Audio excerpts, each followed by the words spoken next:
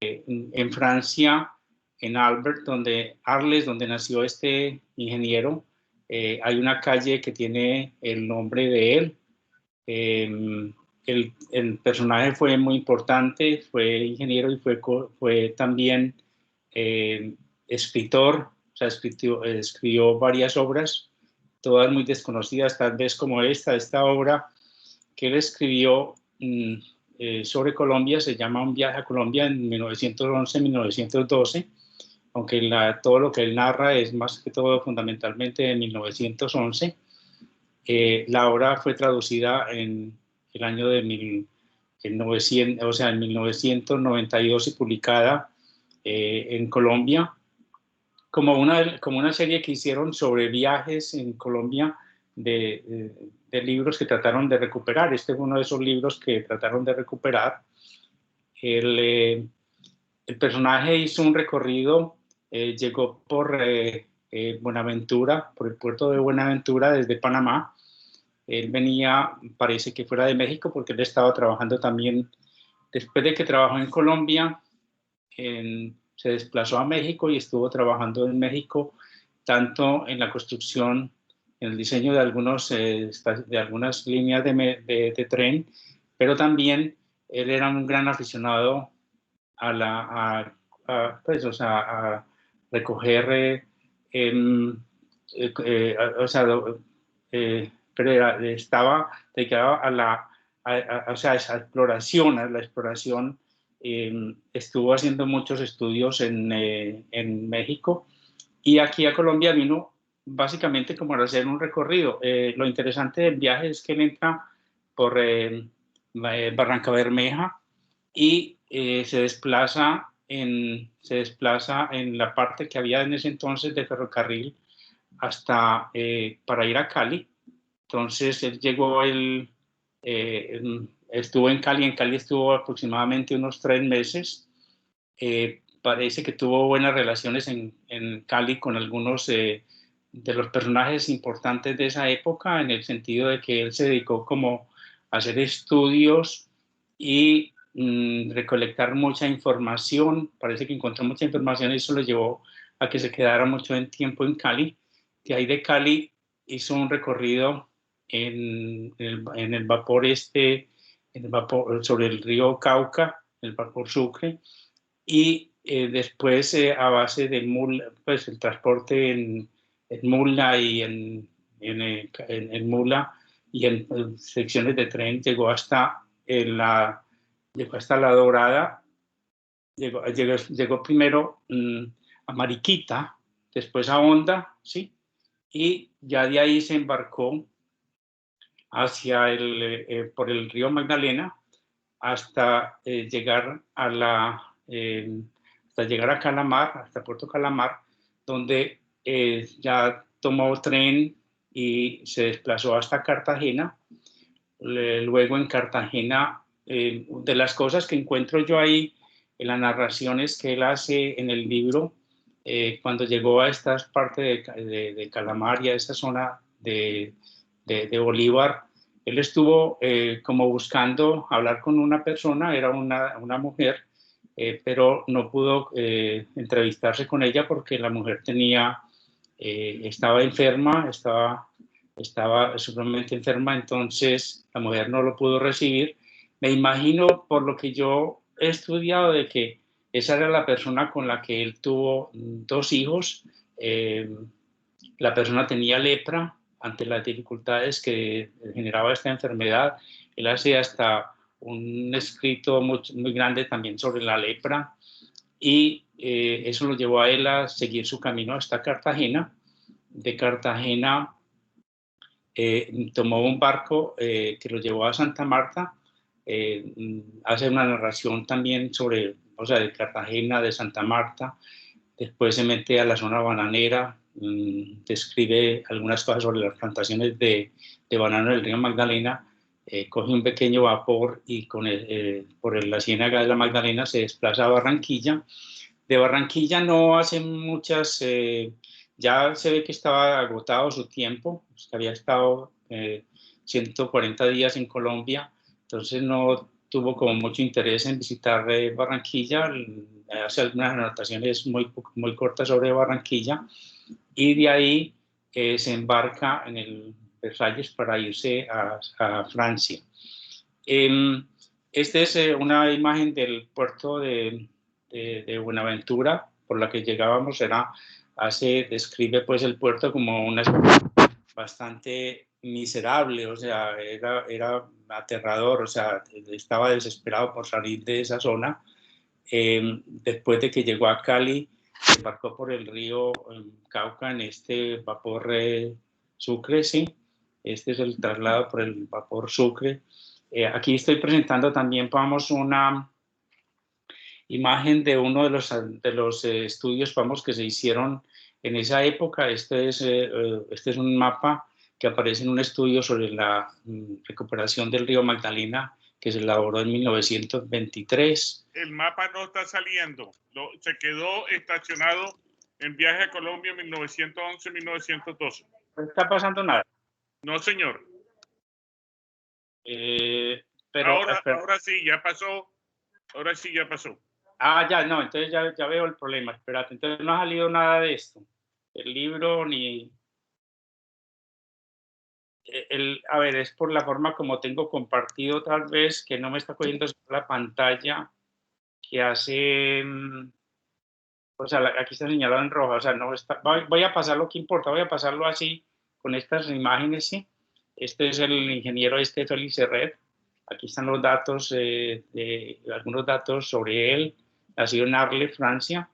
Este es un mapa del recorrido, Bucaramanga, Barranca Bermeja, va a Cali, después se desplaza a Manizales, de Manizales pasa a Mariquita, después se embarca en vapor sobre el río Magdalena hasta Calamar, y Calamar va a Cartagena, Cartagena pasa a Santa Marta, y Santa Marta regresa a Barranquilla, donde se embarca para ya regresar a su patria. Este es el puerto de Buenaventura. Esta es una imagen mucho más antigua, pues, pero el puerto básicamente es el puerto de Buenaventura. Después de estar en Cali, se embarca en el vapor Sucre. Este es el vapor Sucre, que va por el río Cauca, hace su descripción. O sea, el libro es muy detallado en todos los aspectos y muy narrativo en todo lo que va explicando el personaje. Este es el mapa que estaba refiriéndome yo, de que este es un mapa que se hizo. Ver si yo puedo cortar aquí un poquito para que veamos más grande esta parte, porque sinceramente con esta aplicación no sé aquí cómo hacer la cosa. Bueno, espérate. Bueno, sigamos. Aquí hay algunas, esta es la zona del río Magdalena. Estos son mapas que se han sacado de unos estudios que ha hecho la corporación, esta Cornare, la corporación que se ha dedicado al estudio del río Magdalena. Aquí tenemos un mapa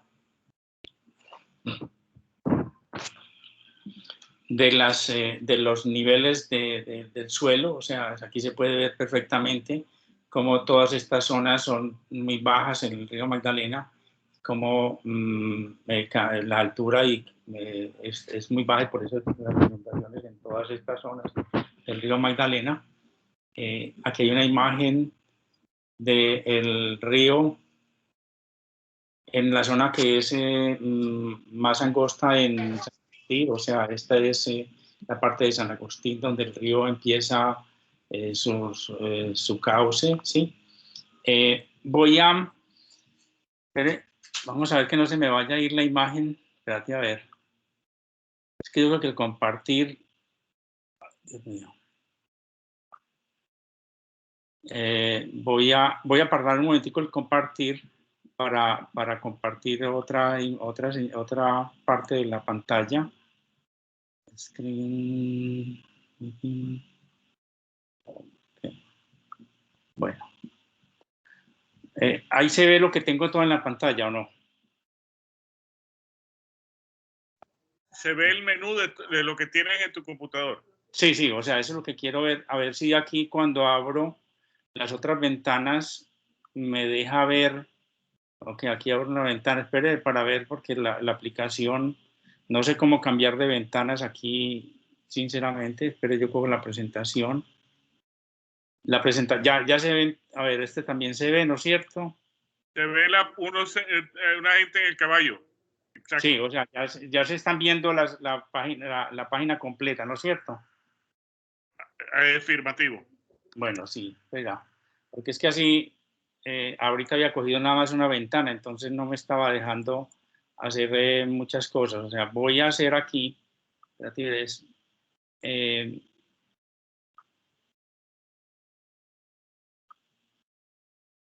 espérate, estoy cogiendo el, ¿cómo es el menú? O sea, aquí tenemos voy a hacer una de las narraciones aquí, o sea, esta es una de las primeras, cuando él llega al río Magdalena, vamos a correrlo aquí. Eh, Vamos a correrlo con cuidado. ¿Me dice si se escucha el sonido? Pero todavía no. A la mañana siguiente me levanté cuando el alba apenas comenzaba a colarse por entre las cortinas de mi habitación. Tenía que ir rápidamente a conseguir las mulas para continuar el viaje hasta Mariquita, y de allí a Honda y a La Dorada, a orillas del Magdalena, donde debía tomar un vapor para bajar hacia las costas del Atlántico. Después de idas y venidas, terminé por encontrar un alquilador de mulas, que por la suma de 3,000 pesos, es decir, 3,000 centavos, porque la moneda había perdido 99% de su valor, se comprometió a facilitarme 2 buenas bestias, y un buen guía para que me condujera hasta Mariquita.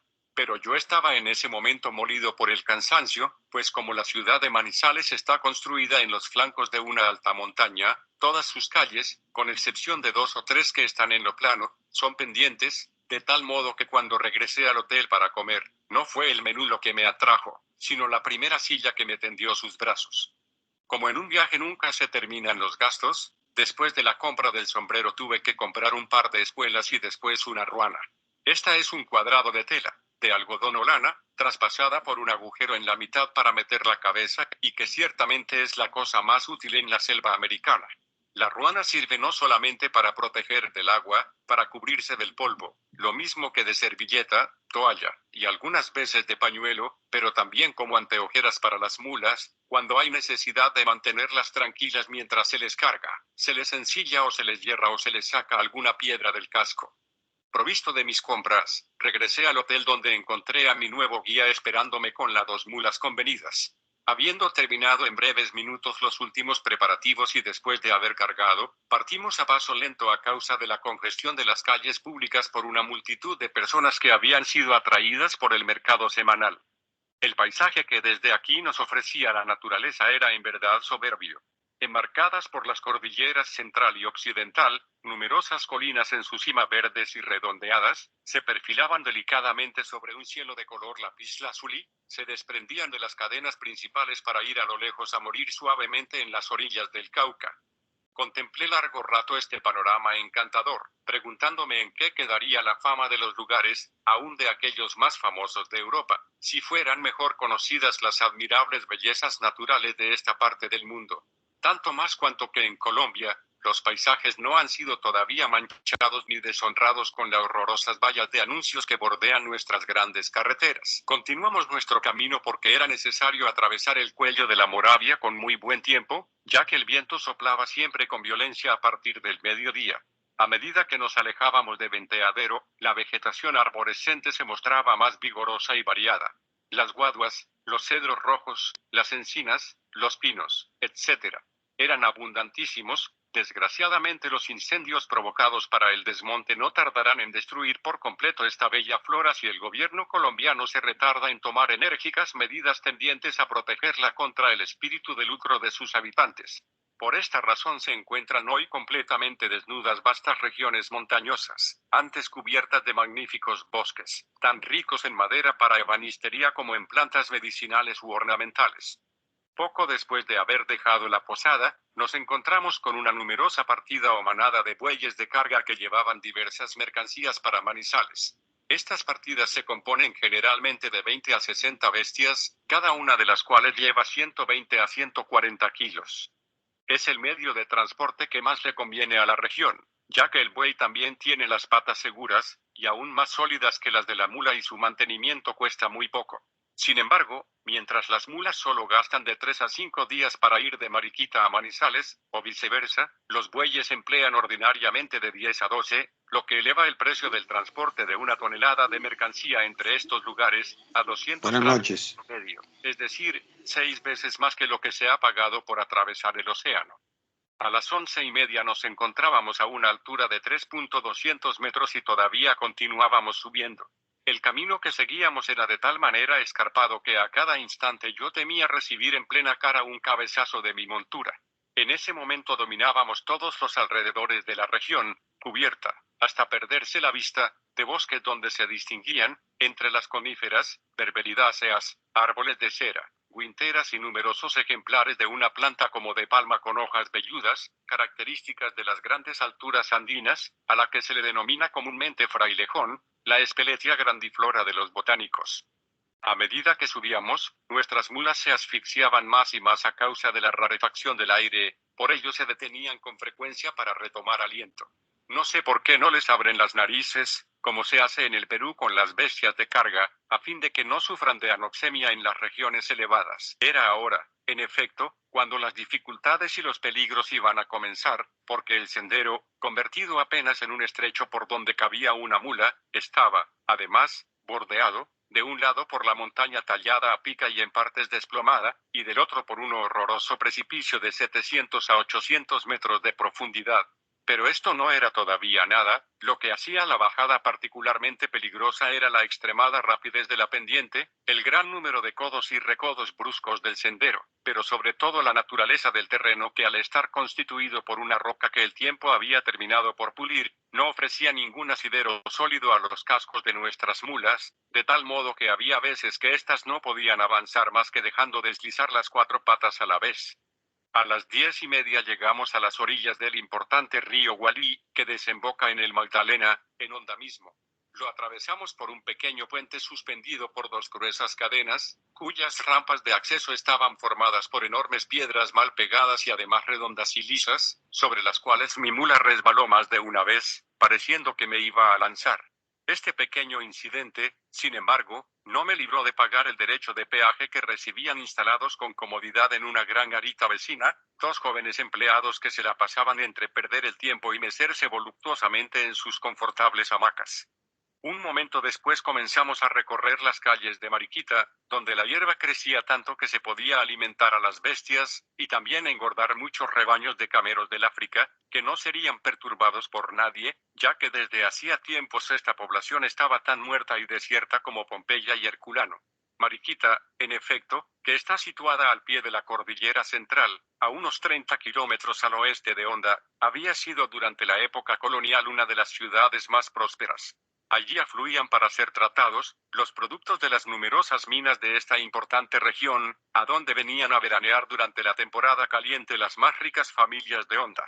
Pero a causa de las guerras civiles, los temblores de tierra y sobre todo las malas administraciones que se habían sucedido, poco a poco habían traído la decadencia y después la ruina a esta población, a pesar de que en los últimos años se había construido una línea férrea que la unía a Honda, por una parte, y por la otra a Ambalema, en el Alto Magdalena, es decir, río abajo y más arriba de los rápidos que interrumpen la navegación en esta parte del gran río colombiano. Atravesé esta especie de necrópolis sin detenerme, y llegué rápidamente a la estación del tren, situada un poco a las afueras de la población, en medio de una explanada arenosa, desnuda y barrida durante 6 meses del año por un viento violento que desecha y quema todo.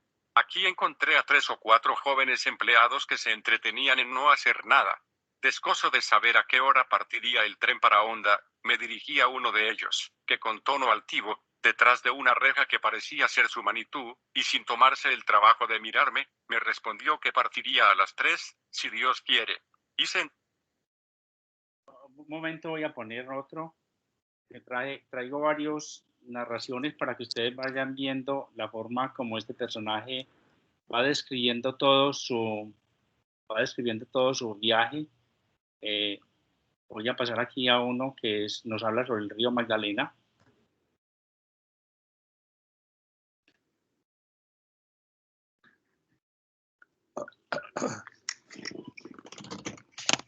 De julio. Dejándome llevar por la casualidad, me detuve delante de un puente metálico construido sobre el río Gualí, a un centenar de metros del puente donde este río desemboca en el Magdalena, y me puse a contemplar un instante el panorama que ofrecía a mis ojos. El Magdalena, cuyas aguas rompen con espantoso estrépito los rápidos que en este sitio accidentan su curso, atraía de modo particular mi atención. Este río, que es la principal vía de penetración en Colombia, toma su curso, como su afluente el Cauca, a una altura de 10 grados de latitud norte, en el macizo andino donde se separan las cordilleras central y oriental, y va a perderse, por muchas bocas, en el océano Atlántico. Su curso puede dividirse en 3 secciones bien distintas: el Alto, el Central y el Bajo Magdalena. El Alto Magdalena, cuya extensión es de más o menos 800 kilómetros, es la parte del río comprendida entre su nacimiento y los rápidos de Honda, que interrumpen su navegación por cerca de 35 kilómetros.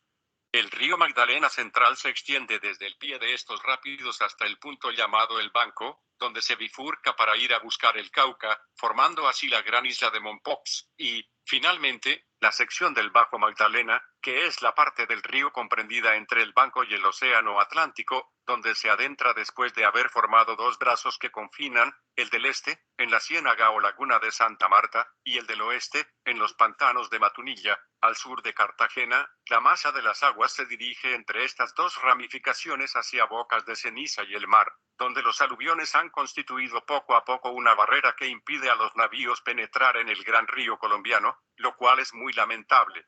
Hasta el año de 1824 no se navegaba en el Magdalena más que en piragua, en balsa o en champán.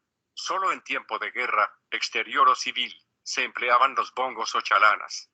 La piragua, como todo mundo sabe, es una pequeña embarcación de origen indígena y de una sola pieza, labrada en el tronco de un árbol. La balsa, ya lo dijimos, no es otra cosa que una especie de piso ligero formado por maderas flotantes o bambúes que sostienen una delgada encañizada sobre la cual se construye, cuando el espacio lo permite si el viaje debe ser largo, una cabañita para protegerse del sol y de las tormentas. Finalmente, el champán es una gran canoa de 12 a 15 metros de largo, más o menos 2 de ancho, y metro o metro y medio de alto, cuya parte reservada a los hombres que lo conducen y a los pasajeros, está cubierta por un gran toldo, hecho por lo general de hojas de palma. El champán, que puede transportar hasta 15 toneladas, es conducido por una docena de marineros o bogas que utilizan en la bajada una especie de zaguales llamadas canaletes, y en subida largas varas atenazadas, o palancas, de madera irrompible pero suficientemente flexible. Para que esta clase de embarcación remonte la corriente, los bogas apoyan una de las puntas de la vara en el fondo del río o contra la orilla, o bien contra una roca o un tronco de árbol que entresalga del agua, y la otra punta contra el pecho. Después, caminando uno detrás de otro a un paso uniforme, en dirección opuesta a la que debe seguir el champán, lo hacen avanzar a un paso promedio de 4 leguas por día. Sabido lo anterior, podrán ustedes explicarse por qué los colombianos, obligados a viajar frecuentemente por el Magdalena, acogieron con tanto entusiasmo en 1824 la Fidelidad, el primer barco de vapor que remontó el río, y podrán imaginar, al mismo tiempo, el terror del que se llenaron los innumerables huéspedes de sus aguas y de los bosques vecinos, caimanes, micos, tapires, saínos, etc., cuando escucharon por vez primera los silbidos estridentes del nuevo monstruo acuático. Cuando la ciudad, al fin despierta, hubo retomado su animación diaria y las oficinas de las diversas compañías de navegación fluvial competentes abrieron sus puertas al público, fui de unas a otras para informarme del valor del pasaje para Calamar, desde donde luego iría por tierra a Cartagena. En el curso de estas fastidiosas vueltas tuve ocasión de darme cuenta de que la supuesta competencia entre dichas compañías, sobre la cual me había basado para conseguir un pasaje a un precio equitativo, era ni más ni menos que un engaño. Las compañías, mucho más que pulpos, se habían extendido como ladrones en feria, para formar por debajo de una suerte de trust con el fin de poder explotar mejor al público y al país, a cuyo desarrollo económico ellas pretendían hipócritamente cooperar. Tanto unas como otras pedían $40 o 208 francos para transportarme a Calamar, es decir, el doble de lo que se pagaba hacía algunos años. Pero como no podía hacer el viaje a caballo, ni tampoco en piragua o champán, ni mucho menos a nado, me vi forzado a pasar bajo sus sordas cautinas, y a alinear sobre la fatal taquilla mis 40 greenbacks, así llaman vulgarmente los dólares americanos. Yo debía partir al día siguiente a bordo del Ofelia, vapor que había traído unos días antes al embajador de Francia. Como no tenía tiempo que perder, me ocupé enseguida de los preparativos. Ante todo debía proveerme de un mosquitero, cosa absolutamente indispensable para quien viaja por el Magdalena, y que no está incluido en el tiquete, ni siquiera para los pasajeros de primera clase. Además del mosquitero era necesario comprar algunas conservas, ya que el menú a bordo de los vapores del Magdalena no era variado ni suficiente. También debía adquirir la tintura amoniacal de quinina para prevenirnos contra el paludismo del cual está infestado todo el valle del río, lo mismo que algunas botellas de anisado para combatir o prevenir la disentería y, digámoslo sin pena, para satisfacer un poco nuestra golosinería, también cigarrillos y otras cositas no menos útiles cuando se viaja. A las 9 de la mañana del día siguiente me encontraba en la estación, esperando la partida del tren para La Dorada. Poco a poco los compartimientos se llenaron de pasajeros, y los furgones de maletas o de mercancías. Cuando llegó al fin la hora de salir, la máquina pitó y partimos. Después de atravesar a la velocidad poco notable de 30 kilómetros por hora una región casi completamente abandonada a la naturaleza y accidental, pudieran encontrar, porque la tarde se pasa en conocerse los unos a los otros, en ofrecerse refrescos y cigarrillos, así como en instalarse lo mejor posible, cada uno en su cabina, porque sobre todo es necesario precaverse de los mosquitos, la más grande plaga de la región del Magdalena, donde innumerables enjambres invaden la atmósfera desde que el sol comienza a declinar. Todos los barcos del mundo, sean grandes o pequeños, no importa la nacionalidad a la que pertenezcan. La primera y la última comida a bordo son siempre consideradas como las mejores del viaje, y ello es comprensible, ya que la comida de la partida ofrece, más que las otras, el atractivo de lo imprevisto y la variedad, a lo cual se agrega el placer que se tiene al hacer nuevas amistades y establecer las primeras relaciones sociales entre individuos siempre muy amenos, y la última comida también es una de las mejores porque la administración de a bordo, siempre calculadora, no omite nada para que el pasajero se quede con una buena impresión. Cuando terminamos la comida y dejado la mesa para ir a fumar un cigarrillo afuera, ya había entrado la noche y confundía en sus espesas tinieblas las aguas del río y los bosques ribereños, lo que hacía que nos preguntáramos con cierto temor si no sería poco prudente de parte del capitán continuar la marcha en tales condiciones ambientales, máxime que no estábamos provistos de algún proyector de luz para iluminar nuestra ruta. Navegamos en estas condiciones poco favorables casi hasta las 9 de la noche, pero habiendo en ese momento rozado con el tronco de un árbol sumergido, el piloto decidió detenerse. Comenzó por aminorar la velocidad, acercándose cuidadosamente a la orilla derecha del río, y cuando estábamos bien cerca, un hombre de a bordo saltó rápidamente a la orilla, teniendo en la mano una cuerda amarrada a un cable de acero, que se apresuró a tirar y amarrar enseguida al árbol más cercano. Cuando el barco se detuvo, se apagaron los fuegos y se tomaron las disposiciones para pasar la noche en el lugar. Si mientras el vapor había estado en mar no habíamos sentido el enorme desde que se detuvo fuimos instantáneamente invadidos por miríadas de titánicos insectos. Por más que prendíamos cigarrillo tras cigarrillo para estar continuamente encerrados en una especie de nube de humo, agitando sin cesar nuestros pañuelos o nuestros sombreros, no conseguíamos preservar nuestra pobre epidermis de sus dolorosas picaduras. Todo el mundo a bordo sufría en mayor o menor medida esta terrible plaga, pero los que se veían más incómodos eran los pasajeros que venían de Bogotá, donde dicho insecto es desconocido. Ellos no cesaban de maldecir a los mosquitos, a la Ofelia, al Valle del Magdalena y hasta al gobierno.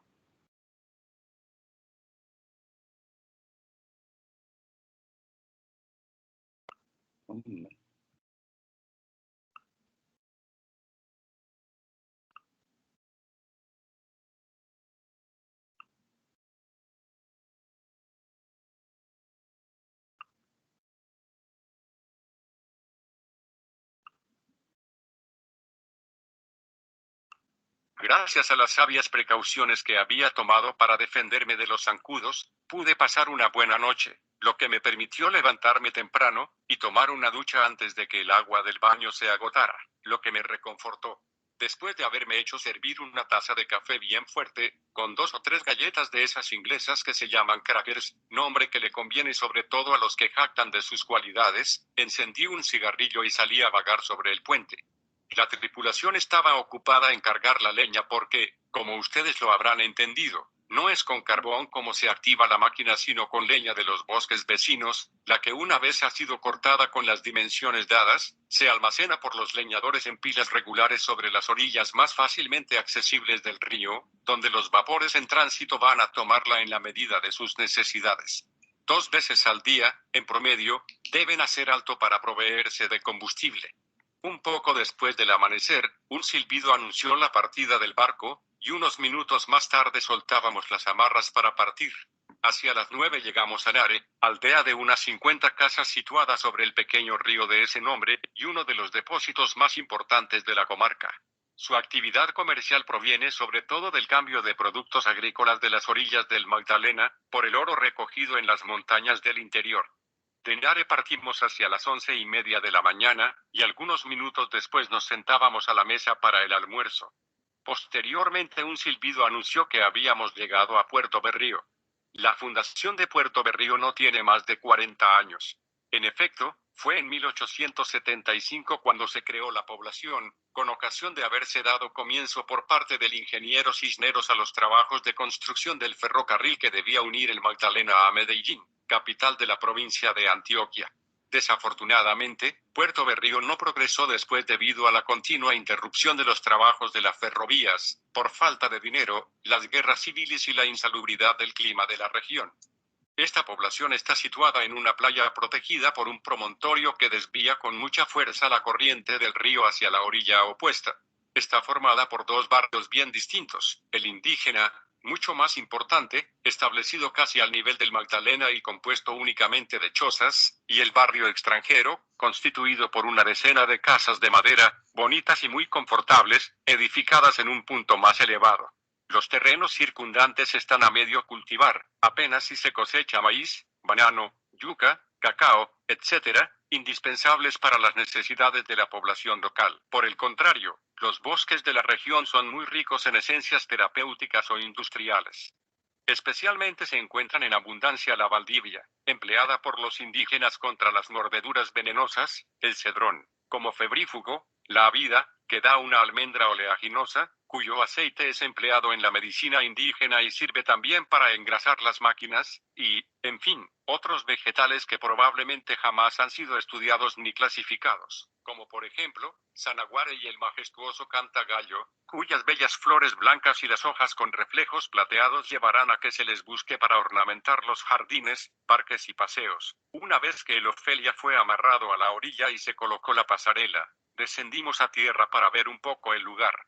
No pensábamos que damos más que 1 o 2 horas en Puerto Berrío, pero tuvimos que cargar 600 sacos de café de 6 arrobas, o 76 kilos cada uno, lo que nos retuvo 5 largas horas de más, debido a que la agencia local de la compañía a la cual pertenecía el Ofelia no se había anticipado a tomar alguna disposición útil en vista de este cargamento, y que los braceros del puerto estaban perezosos y abandonados como aquellos de la carrilera. Por fin, a las 5:30 desamarramos, después de que se embarcaron cerca de 60 pasajeros de puente, todos antioqueños contratados por una gran compañía bananera del litoral, la American Fruit Co. Como el puente inferior del Ofelia era insuficiente para recibir a todos estos nuevos pasajeros, se les instaló mal que bien sobre las chalanas que habíamos tomado en doble en La Dorada, a los enfermos sobre los toldos que recubrían los sacos de café recientemente embarcados en Puerto Berrío. Cada uno de ellos llevaba terciada una cartera de cuero, más o menos llena de arabescos y de adornos entrelazados y bordados, que se llama carriel, sin el cual jamás se verá a un antioqueño de la clase trabajadora. Es allí donde guarda su tabaco, sus cigarros, sus pequeños objetos de bolsillo y sobre todo su indispensable barbera, la enorme cuchilla, siempre bien afilada, que le sirve mucho más para cortar los rostros de otros, a menudo por naderías, que para afeitar el suyo propio, porque este instrumento se halla en posesión lo mismo de mozalbetes que no tienen la menor pelusa en el mentón, que en aquellos individuos cuya barba todavía está virgen. Cerca de media hora después de haber dejado Puerto Berrío, íbamos cómodamente estirados sobre nuestras sillas largas y fumábamos burguesamente excelentes cigarros de ambalema, cuando un choque de una violencia inusitada estremeció el vapor de proa a popa, lanzándonos unos encima de otros. «¿Qué sacó?», me dije en buen provenzal, y recobrando nuestro equilibrio, corrimos hacia adelante para saber qué había ocurrido. Poco después pasábamos delante de la desembocadura del San Bartolomé, río que toma su cauce en las numerosas ramificaciones de la cordillera central, no lejos de Amalfi, y atraviesa una gran extensión de la provincia de Antioquia antes de entrar al Magdalena, a más o menos 5 leguas, río abajo, de Puerto Berrío. A las 8 en punto llegamos a Carare, aldea situada sobre un pintoresco cerro de la ribera derecha, en el punto de afluencia del importante curso de agua que le ha dado su nombre, o donde él ha tomado el suyo, no se sabe con certeza. Más o menos 3/4 de hora después de haber dejado Carare, nos acercamos al puesto del Chucurí para aprovisionarnos de leña. Poco después de haber dejado Chucurí divisamos de repente, sobre una inmensa playa a la orilla izquierda, cerca de 50 caimanes muellemente tendidos sobre la arena y embobados bajo el sol. Algunos tenían un tamaño mucho más grande que el común, había uno en particular que debía tener más de 8 metros de largo. Pero, lo que más me impresionó en este reptil no fue su extraordinaria longitud, sino su completa y desdeñosa indiferencia ante nuestra presencia. Lo único que lo hizo mover fue nada menos que una bala de fusil que le disparó con puntería el agente de correos, pero que naturalmente rebotó sobre su dorso, obligando a este horroroso animal a sumergirse de nuevo en las aguas embarradas del río, cosa que hizo sin apresurarse, como quien ha visto bien a los otros. Generalmente, los caimanes huyen del hombre y desaparecen bajo las aguas al menor miedo insólito, pero sin embargo no es raro verlos perseguir las piraguas o agarrar a los niños o a las mujeres cuando están sacando agua del río. A la 1:30 pasamos delante de la desembocadura del Sogamoso, río que toma su curso cerca de la laguna de Tota, en el estado de Boyacá, y corre a lo largo de la cordillera central para entregar sus aguas al Magdalena, a 150 kilómetros abajo de Puerto Berrío, después de haber recorrido más de un centenar de lugares a través de una región imperfectamente conocida, pero que debe ser insalubre en extremo si se juzga por el aspecto cadavérico de sus habitantes permanentes. Más o menos 1 hora después nos detuvimos en Puerto Builches, punto de partida de la gran carrilera central que debe conducir a Bucaramanga, capital del estado de Santander y centro de una región extraordinariamente rica. Por desgracia, esta línea férrea no ha tenido mejor suerte que la de Puerto Berrío a Medellín. En el momento en que nosotros pasamos, los trabajos de construcción se encontraban desde hacía tiempo detenidos a 1/4 de camino, siempre por causa de dinero, y, mientras se esperaba que llegara, la naturaleza tropical volvía a conquistar lo que poco a poco se había conseguido con gran pena sobre ella, recubriendo las zanjas, terraplenándolas, como obras de arte de una exuberante vegetación parasitaria. Dejando Puerto Builches, pasamos delante de una playa en la cual estaban alineados, como soldados en revista, más de un centenar de caimanes, casi todos con su gran boca abierta, armada de colmillos amenazantes. Al sentir nuestra cercanía, desaparecieron unos tras otros en el fango, con movimientos lentos de viejas salamandras. Uno de ellos, que nos manifestó la más desdeñosa indiferencia al no querer moverse, recibió del agente de correos un disparo en el nacimiento de la cola, lo obligó, por fin, a reunirse con sus congéneres, curándolo tal vez para siempre del pecado de la pereza. Hacia las 4 llegamos a Canaretal, aldea del estado de Bolívar, de aspecto muy miserable, pero sumamente pintoresco, trepada sobre un montículo de tierra rojiza que la tiene al abrigo de los desbordamientos periódicos del río. Allí embarcamos 3 personas, un hombre, una mujer y un niño de unos 10 años, que, cuando sintieron cercano el vapor, habían comenzado a agitar un pañuelo fijado a la punta de un palo, cual es la manera ordinaria de los ribereños del Magdalena de pedir a los barcos que pasan que se detengan, para tomarlos o para embarcar sus mercancías. Hacia las 7 nos acercamos a Varillo, aldea que tomó su nombre de uno de los más famosos conquistadores españoles. Como aquí debíamos detenernos un largo rato para aprovisionarnos de víveres y de combustible, aprovechamos para saltar a tierra en busca de distracciones. Hacia las 9, después de que silbó por largo rato la sirena para llamar a bordo a los pasajeros que todavía estaban en tierra, quizás esperando que las mujeres se arreglaran, partimos con una noche tan oscura que no se distinguía el agua del río de las tierras de la orilla, lo cual nos parecía una gran imprudencia, sobre todo después del accidente que habíamos sufrido el día anterior por la tarde. En efecto, lo fue. No hacía 20 minutos que habíamos salido de Varillo cuando uno de los hombres encargados de tantear lanzó un grito al piloto: «Atención, 3 pies, 2 pies y medio, 2 pies». Apenas acababa de pronunciar esta última palabra cuando el Ofelia se detuvo en seco, sacudido en toda su estructura por un violento remesón que produjo el pánico entre los pasajeros, sobre todo en los que viajaban por primera vez. Se probó dar la vuelta, retroceder, con la maquinaria encendida, pero en vano. El vapor parecía estar pegado al banco de arena contra el cual había chocado. Ante el fracaso de nuestros esfuerzos por desbararlo, y bajo la oscuridad de las tinieblas que nos envolvían, el capitán decidió esperar hasta el día siguiente para desenterrar el barco. Se apagaron por consiguiente los fuegos para no quemar inútilmente la leña, y el vapor de la caldera fue soltado por todos los grifos. Al otro día por la mañana, mucho antes de que amaneciera, yo estaba en pie, pero tan cansado como en la vigilia, pues no había podido cerrar los ojos durante la noche por el calor que producía la estufa, y por un insoportable prurito que no había dejado de sentir en las piernas. Me apresuré a tomar una ducha, tanto para refrescarme un poco como para tratar de descubrir la causa de la picazón.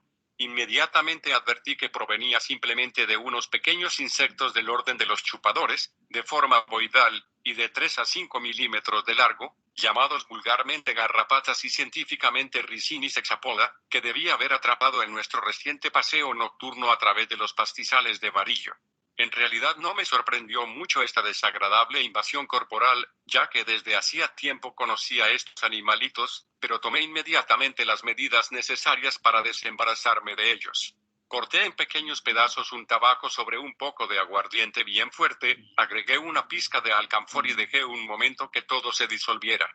Después de friccionar enérgicamente las partes del cuerpo donde estaban prendidas las garrapatas, no tardé en ver que se desprendían por sí mismas, dejándome sobre la piel pequeñas heridas purulentas.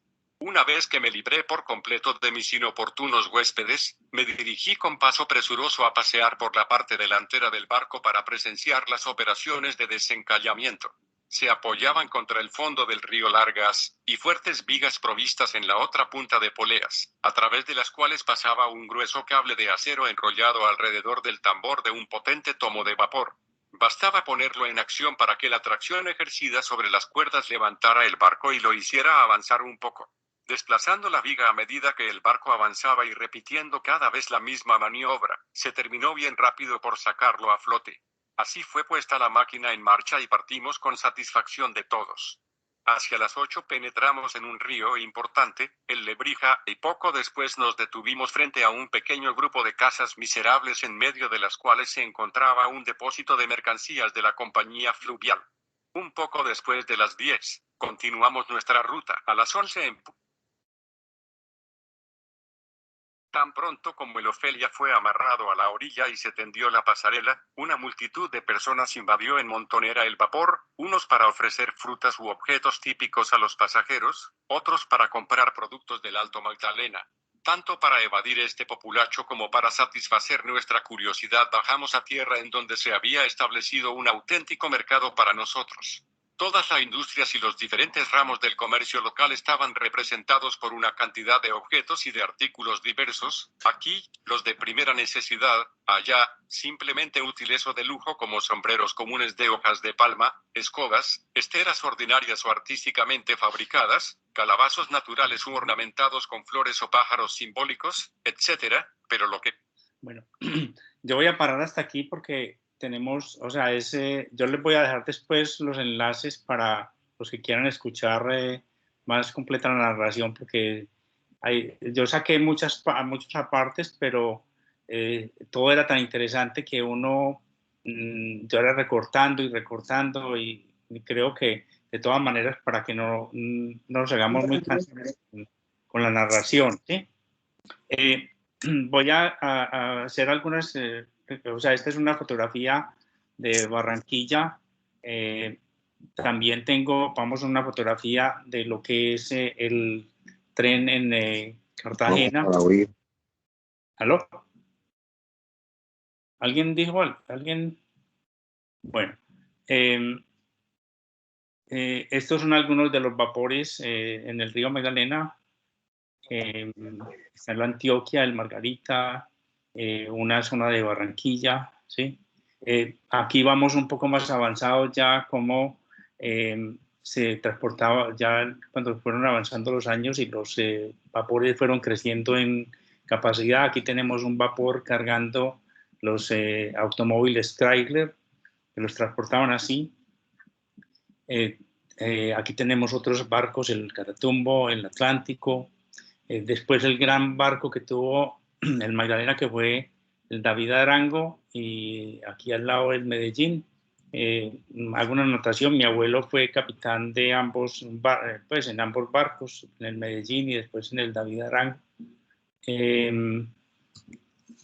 Voy a hacer aquí o sea, quiero aquí también adelantar de que en el año de 1911 tenemos también de que en el 1910 ya había llegado el Blériot, que estuvo tratando de hacer sus vuelos en Bogotá, y para 1911 este recorrido del Magdalena desde Barranquilla hasta desde Barranquilla hasta Puerto Berrío y después introduciéndose a Medellín, lo hizo George Smith, que era un norteamericano de origen alemán, que fue el que realizó el primer vuelo en Colombia en 1911 en la ciudad de Cartagena y después en Barranquilla y hizo otros vuelos en Medellín. Así que vemos pues la importancia del río pues en el transporte en esa época. Voy a hacer aquí un momentico que me pedía también Jaime, de que habláramos sobre el libro. Voy a volverles a decir el libro. El libro es el libro Viaje a Colombia 1911. La narración es muy, muy agradable en todo sentido desde el principio. El personaje es un tipo de una preparación muy grande y habla de las plantas, de las matas, de las enfermedades, hace algunas cosas históricas muy importantes. El libro más o menos, el libro es de 300 hojas, sí.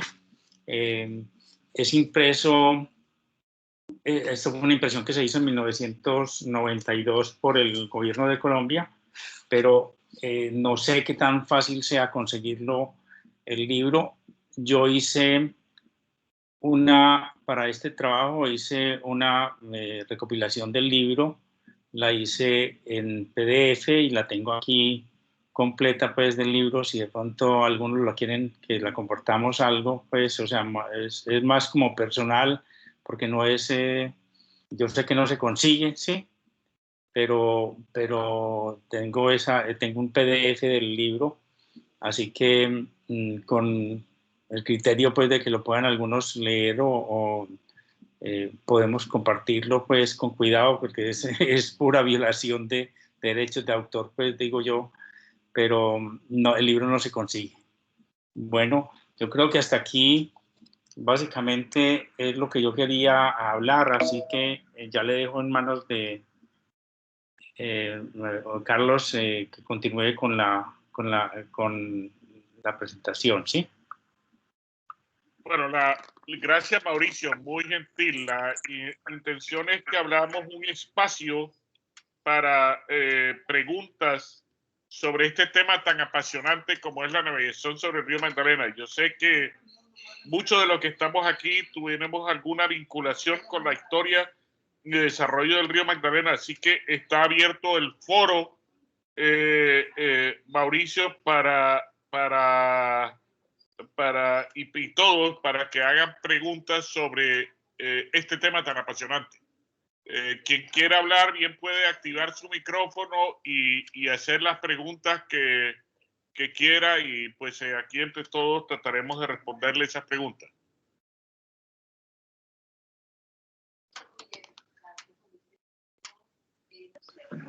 Mucho gusto, mi nombre es Néstor Pinto, arquitecto de profesión.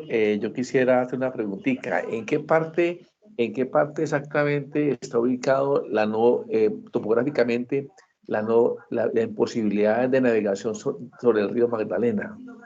Esa es la parte que me gustaría que ustedes me contestaran. Gracias. Sí, o sea, el río, fíjate, yo estoy aquí bregando a poner que abrí esta cosa y no me deja cerrar otra vez.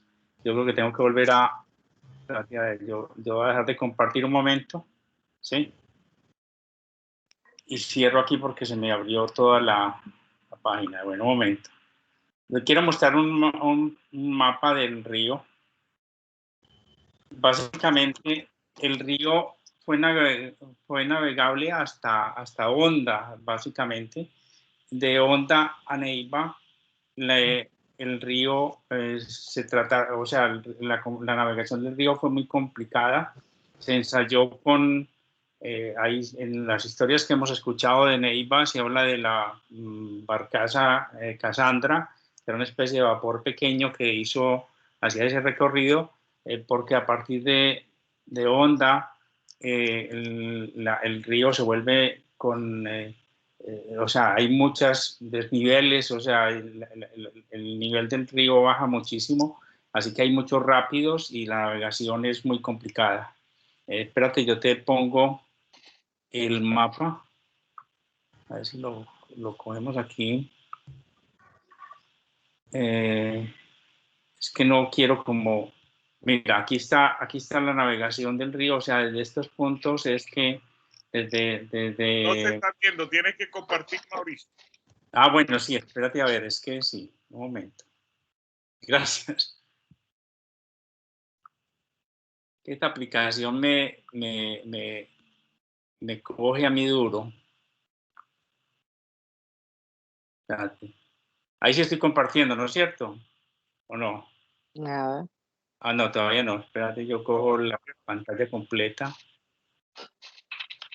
Sí, aquí. Ahí sí estoy compartiendo.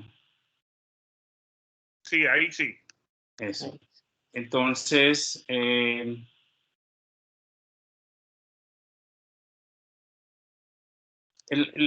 es importante, o sea, de esta cuestión del río, y estábamos hablando de 1911. El río arrancaba desde ahí, desde Honda hasta Barranquilla y en Barranquilla mucha gente todavía se desviaba a Cartagena.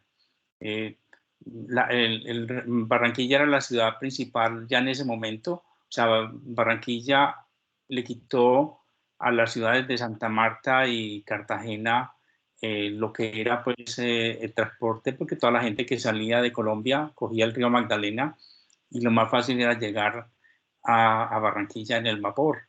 A Neiva estaba comentando yo eso de que se hizo con pequeños vapores, pero o sea, con pequeñas barcazas, pues se hacía la navegación, pero era muy complicado. Eh, un momentico que me estaban... Ah, bueno.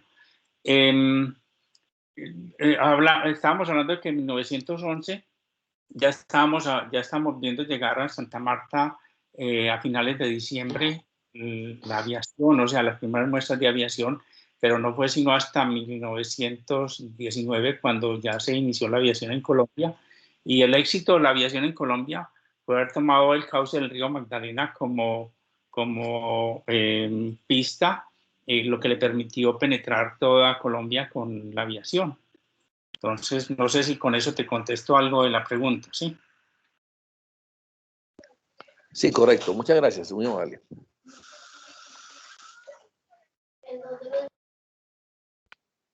Mauricio, la Armada Nacional tuvo un cañonero sobre el río Magdalena. ¿Tienes alguna historia sobre eso? Sí, o sea, lo que pasa es que ya esas historias, o sea, ahí ahorita pues no las tengo muy en memoria, pero hay, hay muchas historias relacionadas con la forma como la Armada, pues, o sea, hasta pues cómo se hizo, cómo se manejaron esos barcos fueron muy importantes.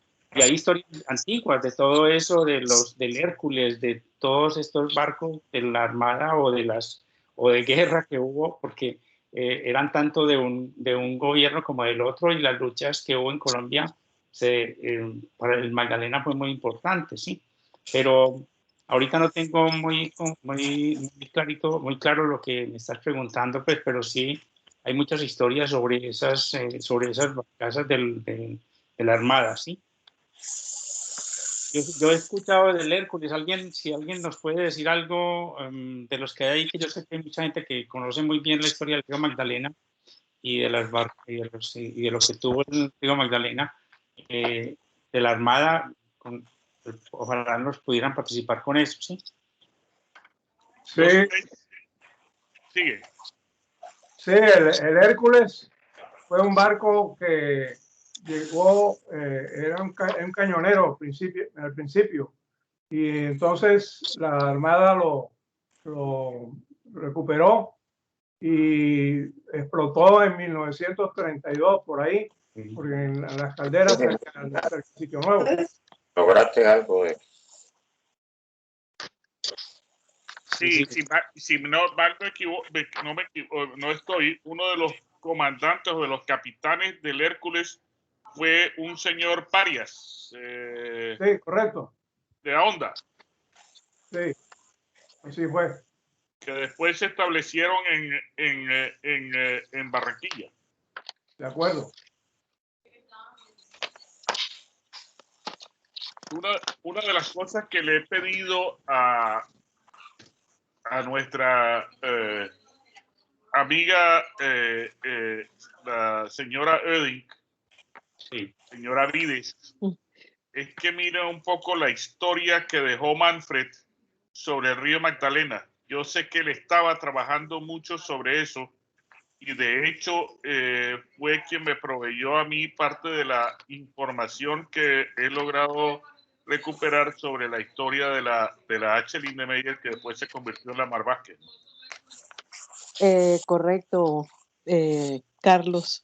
Yo he estado, desde que hablamos, he estado pues leyendo y buscando información aquí. Bueno, yo tengo la fortuna de tener el libro de mi tío, el capitán Julio Acosta, que es prácticamente como la Biblia de los comienzos de la navegación por el río Magdalena.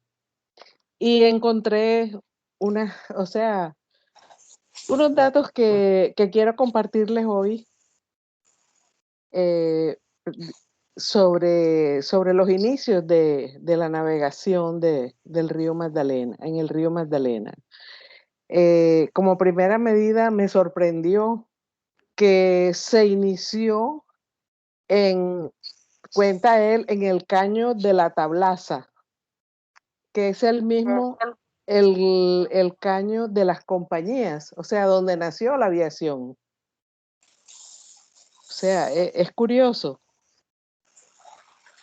Ahora, el día 2 de julio de 1823, el Senado y la Cámara de Representantes, reunidos en el Congreso, expiden una ley que en su artículo primero dice: se concede a Juan Bernardo Elbers, por el término de 20 años, el privilegio exclusivo para la navegación del río Magdalena en buques de vapor. Bueno, entonces, una vez constituida la empresa, llega al país en el año 1824 el primer barco de nombre Fidelidad, al mando del capitán Samuel Glover, que entró por Bocas de Ceniza. Sin embargo, no duró mucho. Hizo 3 viajes hasta San Pablo y Mompox y fue devuelto a los 6 meses a Estados Unidos, donde lo construyeron por no ser apropiado para navegar en nuestro río por su calado. Entonces, tengo una lista de los primeros barcos que transitaron por el río Magdalena, que es una cosa pues muy interesante. También encontré, dice, los enemigos del privilegio de la navegación por vapor le hicieron creer al libertador presidente, o sea, Simón Bolívar, que el señor Elbert trataba de vender el privilegio a empresas extranjeras. Y sin ser oído, desde Quito, donde se encontraba, expidió un decreto revocando el privilegio al señor Elbert el 12 de mayo de 1929 y declaró libre la navegación por vapor en el río Magdalena y sus afluentes. El señor Elbers acude a los tribunales en protección de sus derechos y por sentencia de la Corte de Justicia el 11 de noviembre de 1831 le fue restituido el privilegio al señor Elbers, que había perdido los barcos que tenía. Haciendo un esfuerzo y utilizando las calderas y máquinas de un vapor llamado el Gran Bolívar, logró armar el Susana en 1833, que fue el primer barco construido en Barranquilla, pero apenas hizo unos cuantos viajes. Fue abandonado en el Caño y se fue a pique en 1837.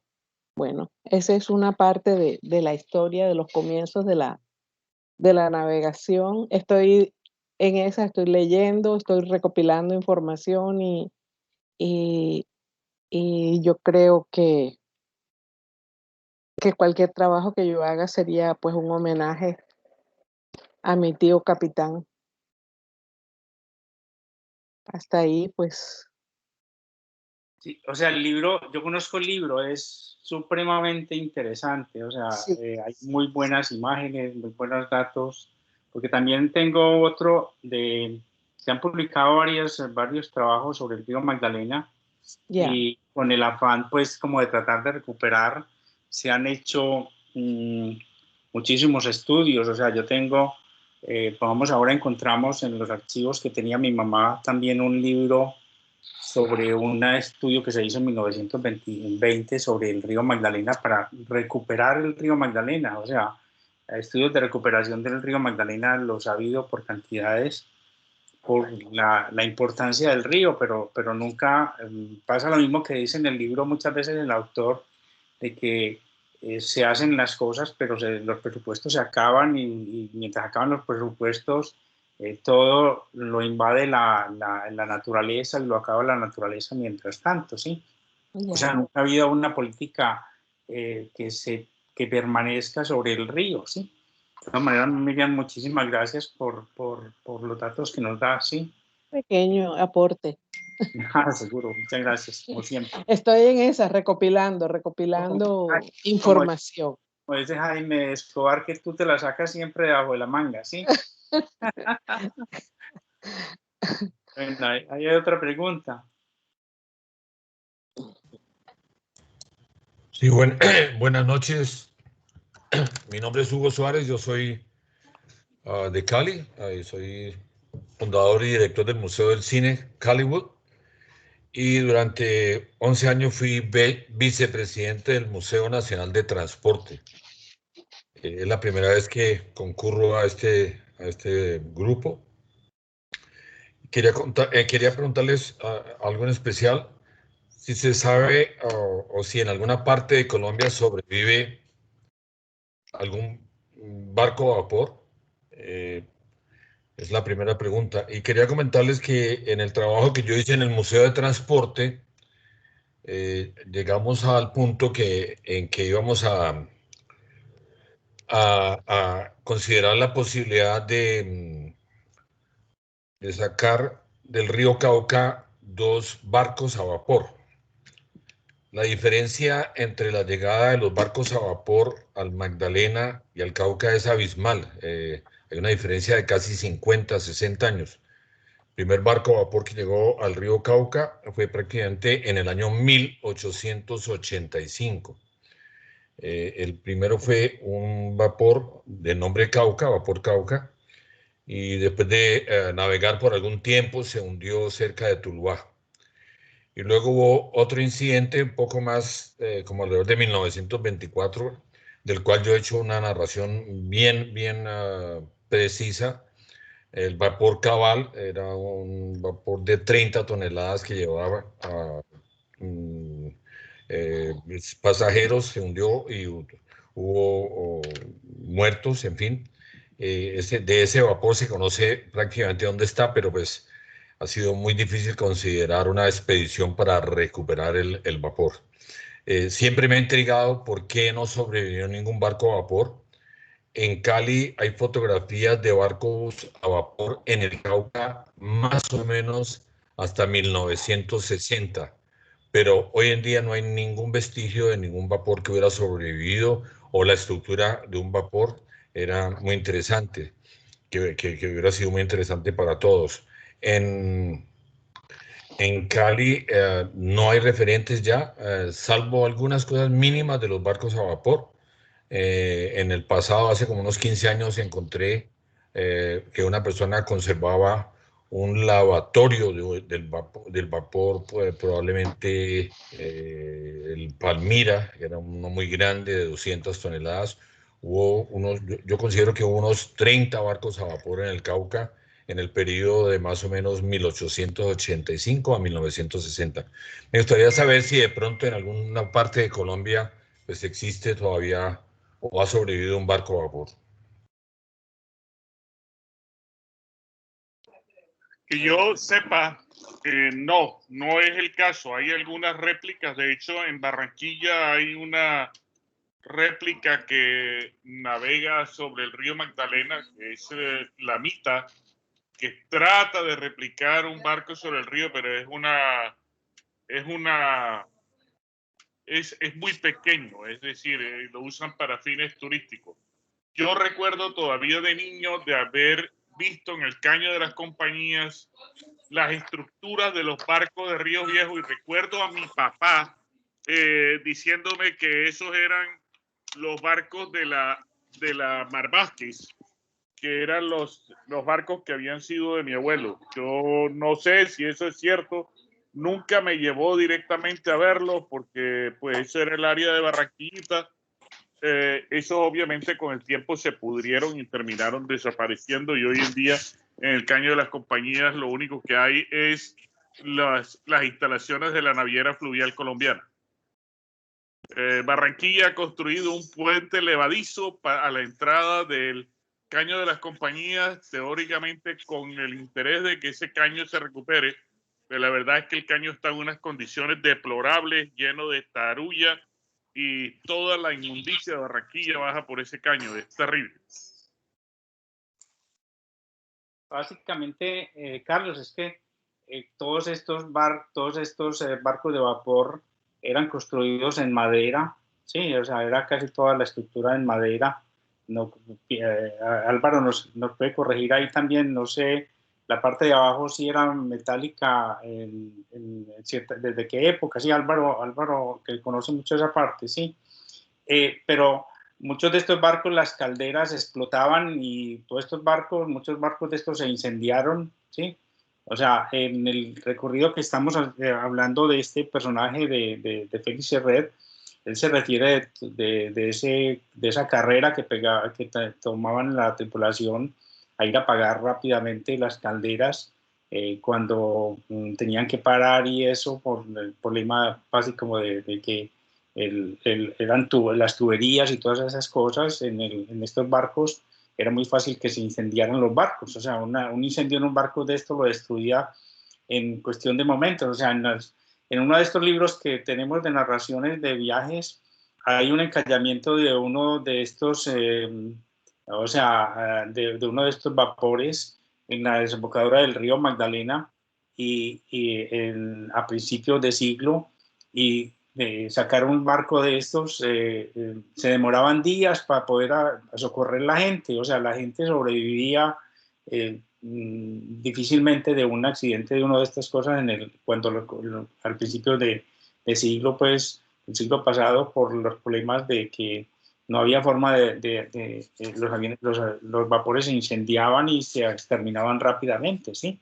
La gente tenía que tirar al río y el río estaba lleno de caimanes. O sea, en el libro el personaje cada rato se refiere al que transportaba el correo diciendo que tenía una carabina y cada vez que veía un cocodrilo le disparaba. También se refiere a de que alguien en la parte de la costa, hasta el apellido del personaje no me acuerdo, pero dice de que él contrató gente para tratar de exterminar los caimanes en esa zona para poder, porque se les comían no podían utilizarlo porque se le comían el ganado y todas esas cosas, y que en un mes mataron 800 cocodrilos, y el tipo desistió porque es que no acababan, o sea, eso seguían, eran miles y miles de cocodrilos lo que polulaban en esa época en el río Magdalena. Eran caimanes, Mauricio, caimanes. Es que yo estoy en Miami, entonces aquí tenemos cocodrilos. Pero porque, otra cosa que yo recogí de las narraciones de mi padre era que el viaje... En el río Magdalena no había cocodrilos. Sí. Caimanes y babillas. Sí. Correcto. Y babillas, sí. Lo que pasa es que aquí nosotros tenemos cocodrilos, o sea, yo trabajo en la planta nuclear y en la planta tenemos cocodrilos ahí en la planta, o sea, cuando tú vas a la parte donde tenemos herramientas, en cierta zona pasamos por un lado donde los vemos ahí, o sea, ahí mismo, ¿sí? Mauricio, ¿aló? Sí.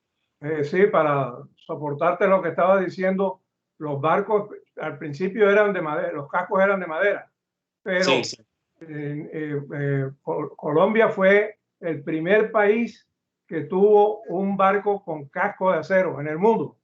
Ese fue el Francisco Montoya, con el honor el cafetero que fue un excelente impulsador de la navegación, y por eso es que la estación de ferrocarril de Bolívar en Barranquilla se llama Francisco Montoya.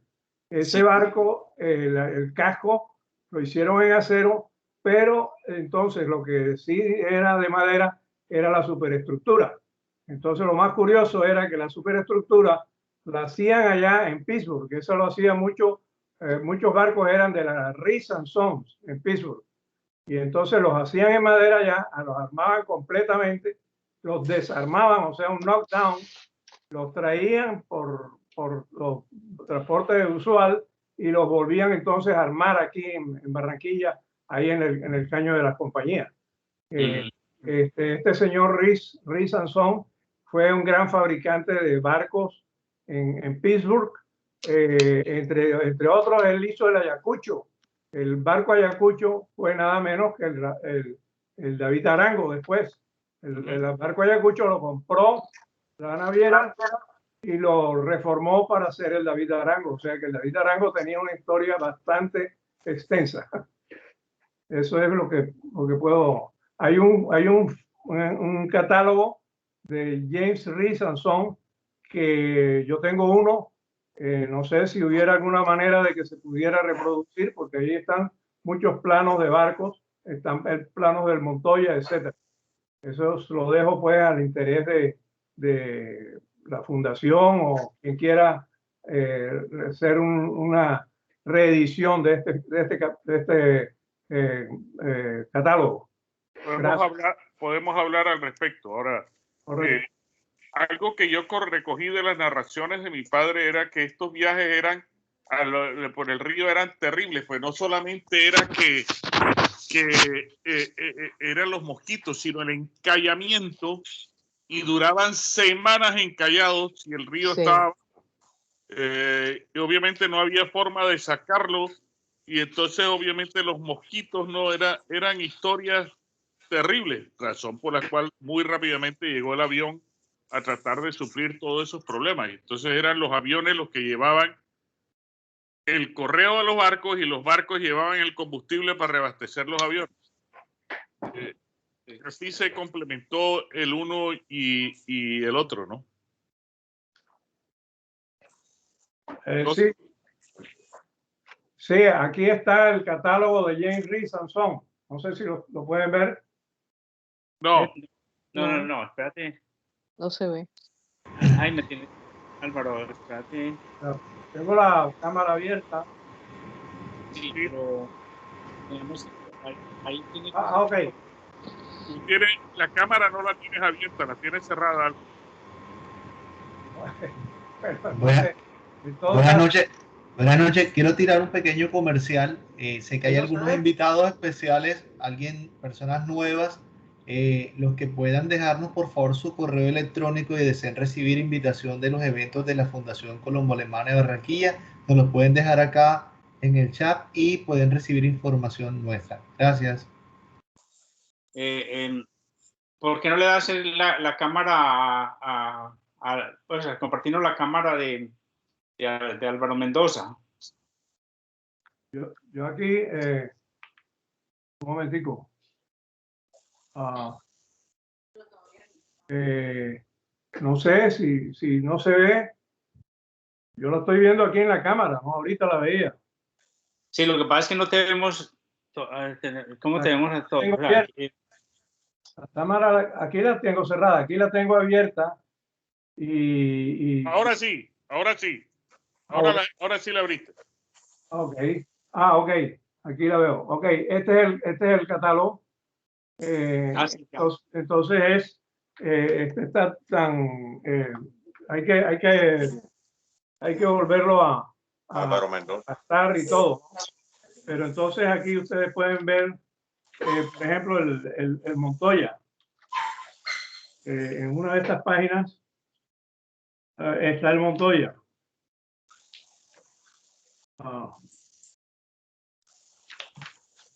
Bueno, sigan y yo lo busco y se los muestro. Yo no me esperaba esto. No sé si hay alguna otra pregunta que... Aquí está. Perdón, aquí está. No sé si lo ven. Ahí, eso, ponlo. Tenemos ahí dos, o sea, pon...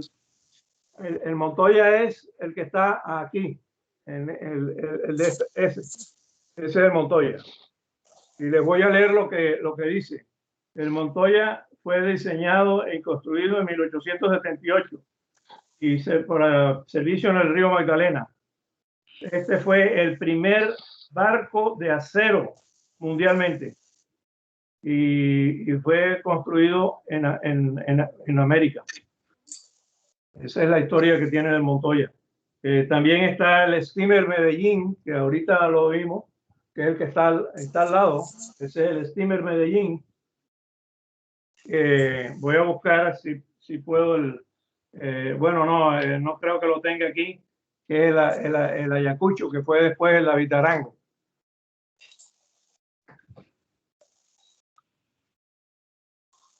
Entonces, y aquí está también el Cañonero Colombia, que no fue que fue el otro. Este es, por ejemplo, lo que hablaba ahorita, cómo los hacían en Pittsburgh, los armaban allá, los desarmaban después, lo traían a Barranquilla y lo armaban nuevamente ahí en el caño de la compañía. Eso está muy bueno.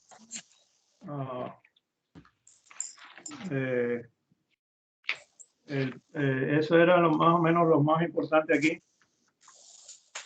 Aquí hay mucha información de máquinas, de las máquinas de vapor, ¿no?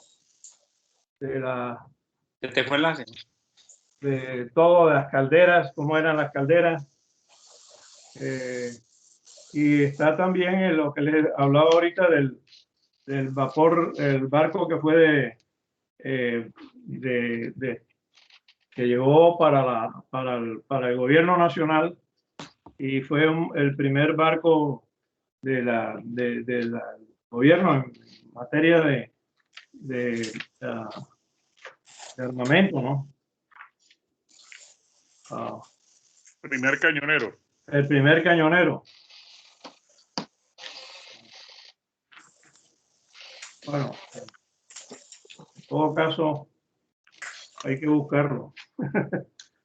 Y me excusan, si hubiera sabido, lo hubiera preparado mejor la presentación. Y puedo decir algo. Puedo decir algo, Rafael de Fex, de Magangué. Don Rafa, mucho gusto. Sí, yo soy de Magangué y hasta los 14 años viví en Magangué y conocí todos los barcos de todas las compañías que tenían que pasar y arrimar a Magangué, de la naviera colombiana, de la P. Salcedo. Habían dos barcos, el Capitán de Caro y el Santa Elena, que solo llegaban a Magangué y cuando más al Banco Magdalena. Magangué se infló bastante porque el canal por el lado de Monpós se estrechó, entonces todos los barcos bajaban del Banco Magdalena por Magangué hacia Zambrano, Plato, Calamar y finalmente Barranquilla. El río Magdalena son 1.500 kilómetros, sí, y tiene aproximadamente como 15 poblaciones grandes o pequeñas. Yo conocí todos los barcos y todos eran de casco de acero. No conocí barcos de madera y típicamente tenían la rueda atrás. O sea que a pesar de que los barcos fueron hasta cierto punto una imitación de los barcos americanos del Mississippi, la rueda iba atrás y la caldera adelante, la maquinaria en la mitad del primer piso y por medio de palancas la rueda trasera. Y luego el barco tenía, el Daviarango, tenía 2 o 3 pisos, para pasajeros de segunda y de primera. Y los barcos, yo me divertía mucho porque la mayoría de los barcos de la naviera colombiana tenían orquesta adentro. ¿Ustedes recuerdan eso? Los viejos tenían orquesta adentro.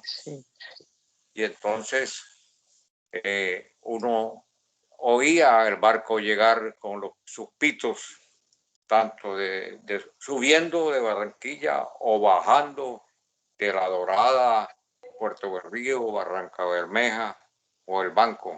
Y algunos traían música también. Yo viví hasta los 14 años en Magangué y hice más de 20 viajes a Barranquilla por un lado y llegué hasta Puerto Berrío, porque mis hermanos estudiaban en Medellín y la vía para Medellín en ese momento era por el río Magdalena hasta Puerto Berrío y de ahí tomar el tren. Si tienen alguna pregunta sobre mi vida en Magangué, con mucho gusto la contesto. Rafael de Fex. Gracias. Aló, Mauricio. Sí, también aquí está el barco Colombia que les estaba hablando, que fue un cañonero que yo no sé cómo pues lo ordenó el gobierno nacional, pero Mauricio, este barco después lo convirtieron en el Mosquera y creo que Mauricio estuvo investigando eso porque el Mosquera creo que se hundió, fue en Cartagena. ¿Puedes añadir un poco de esa historia? Uy, me coges, no, lo que pasa es que acordás que estuvimos haciendo mucho trabajo cuando estuvimos trabajando sobre lo de la guerra con el Perú, ¿sí? Y todo ese montonón de barcos que se estuvieron reviviendo para esa guerra, o sea, porque lo que se hicieron fue repintar y organizar todos esos barcos para poder atender lo del conflicto amazónico, con las dificultades que implicaba llevar los barcos hasta la zona del conflicto en Leticia, porque los peruanos tenían controlado parte del río en esa zona y tenían que llevarlos por todo el mar hasta entrar por la desembocadura del río Amazonas para poder llevar los barcos, ¿sí? Que todo eso fue, toda esa guerra estuvo llena de reconstrucción de todos esos barcos, o sea, se compró hasta un barco antiquísimo que compró el general ¿cómo es que se llama? Vázquez Cobo. Vázquez Cobo, que compró allá un armatostre de barco y lo reformó. Y Vázquez Cobo no creía en la aviación y después le demostró a la aviación que con la aviación fue que lograron recuperar pues el Leticia, ¿sí? Entonces estuvimos buscando mucho de esos barcos, ¿sí? También, mira que estudiamos la historia del Hércules y todos esos barcos pues que se reformaron, ¿sí? Bueno, de todas maneras, si a alguien le interesa lo del libro, me hacen saber a través de Carlos de pronto. El libro vale la pena leerlo completamente porque es una historia, o sea, yo me enfoqué más que todo en esa historia de 1911 porque para nosotros en 1911 fue el primer año que vimos volar un avión en Colombia. Y vimos las dificultades de cómo se llevó ese primer avión hasta Medellín, de cómo no existía todavía en la línea del tren desde Medellín, desde Puerto de Río hasta Medellín, por el paso de la línea, o sea, el paso de la línea, o sea, solamente se hizo, o sea, por el paso del túnel, digo. Perdón, que ese túnel solamente se construyó hasta 1928, o sea, yo creo que fue en 1928. Entonces es muy bueno saber pues como toda esa historia de lo que pasaba en esa época. La narración es muy, muy, muy completa, o sea, es extraordinariamente buena. Mauricio, yo lo que te propondría es que nos hagas conseguir el libro. Si nos puedes mandar el libro y nosotros aquí nos encargamos de distribuírselo, obviamente con anotación de derechos de autor, sí, a quienes así lo necesiten o lo deseen, que deseen tenerlo. Entonces, si quieres, me lo mandas perfecto. Y hacemos la tarea correspondiente, ¿ok? Sí, yo te lo paso en PDF. Voy a hacer algunas correcciones porque la impresión que hicieron fue en un formato con pues, o sea, la tipografía que utilizaron fue las C y las S se confunden, entonces la digitación pues, o sea, digitalizar el libro fue complicadísimo. Entonces falta todavía corregir algo. Si alguien me quiere ayudar un poquito con la corrección, sería maravilloso. Pero yo te paso el PDF, que está muy bueno.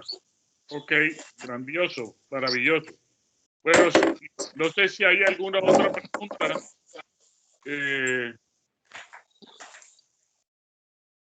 Buenas noches, mi nombre es Gilberto Barrios, oficial de reserva de la Armada Nacional. Al igual que el señor Defex, que hablaba hace un poco, pues yo también de Magangué y crecimos en Magangué también un poco de la mano de la cultura anfibia, de todo lo que era la historia de la navegación. De hecho, uno de los hechos más significativos de la navegación sobre el río Magdalena frente al puerto de Magangué y la historia que contaban nuestros abuelos era precisamente el incendio del vapor David Arango frente al puerto de Magangué. Prácticamente pues nosotros, eso fue hace 60 años, pues no alcancé de pronto a ver la navegación de los buques de vapor, pero sí la transición entre esos barcos de vapor y lo que se convirtió después la navegación por el río Magdalena a nivel comercial con los remolcadores. De hecho, mi abuelo hacía parte de ese gremio de transportadores de remolcadores y eran historias mágicas. Lo que decía el señor Defex un poco de cómo